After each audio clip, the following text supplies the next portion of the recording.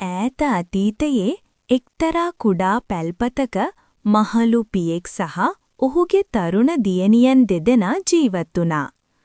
පියා ඊටා මහන්සියෙන් වැඩ කරන කෙනෙක්.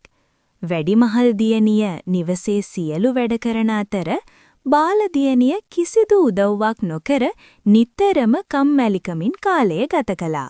පියා තම දියණියන්ට අවවාද කරමින් පවසනවා, දැන් ඔබ දෙදෙනාම වැඩුණු අය. ඒ නිසා ලෝකයට ගොස් රැකියාවක් සොයාගෙන වගකීම් ගන්න කියලා.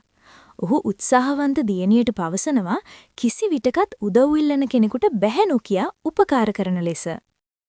උත්සාහවන්ත දියණිය රැකියාවක් සොයා යන අතරමඟදී ඊතා වියලුණු ගසක් හමු වෙනවා. ගස ඇයගෙන් උපකාර ඉල්ලනවා.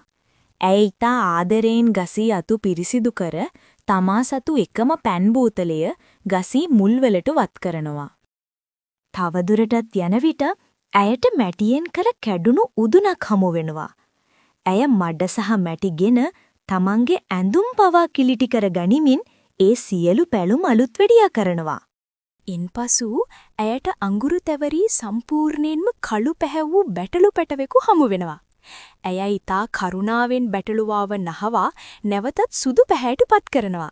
රාත්‍රී වන විට ඇය සුරංගනාවියන් 7 දෙනෙකු සිටින මාලිගාවක් වැනි ලස්සන නිවසකට පැමිණෙනවා.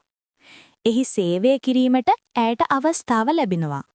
සුරංගනාවියන් පවසනවා කාමර 6ක් පිරිසිදු කරන ලෙසත්, නමුත් 7 වන කාමරය කිසි විටකත් විවෘත නොකරන ලෙසත්. ඇය වසරක් පුරා ඊතා අවංකව එම කාමර 6 පිරිසිදු කළා. ඇය කිසිදාක තහනම් කළ කාමරයට ඇතුළු වුණේ නැහැ.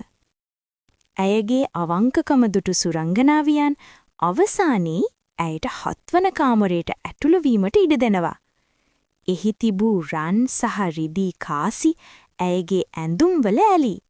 ඇය තරුවක් මෙන් බැබලෙන්නට පටන් ගන්නවා. ඇය ආපසු එන විට ඇය කලින් පිරිසිදු කළ බැටළුවා මුතු මැණික් වලින් පිරී සිටියා. බැටළුවා ඇයට මුතු තෑගි කරනවා. උදුන ඇයට නෙමුම් පාන් සහ රස කැවිලි ලබා දෙනවා. වියලුණු ගස දැන් ඊතා සරුසාර වී තිබුණා. එය ඇයට පළතුරු සහ මිදි යුෂ ලබා දෙනවා. ඇය රන් රිදී සහ මුතු පිරුණු බෑගයක් සමග නිවසට පැමිණෙනවා.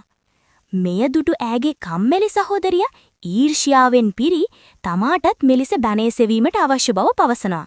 කම්මැලි දැරිය යන අතරමඟදී වියලුණු ගස උදව් ඉල්ලනවා. නමුත් ඇය පවසන්නේ මගේ ඇඳුම් පිරිසිදුයි. මට ඔයාට උදව් කරන්න බැහැ කියා ගස මග හැර යනවා. ඇය උදුන හමු වූ විටත් තමන්ගේ නිය ආලේපන නරක් වේ යයි පවසමින් උදුන අලුත් වැඩියා කිරීම ප්‍රතික්ෂේප කරනවා. අඟුරු තැවරුණු බැටළුවා දැක ඇය පිළිකුලෙන් පලා යනවා.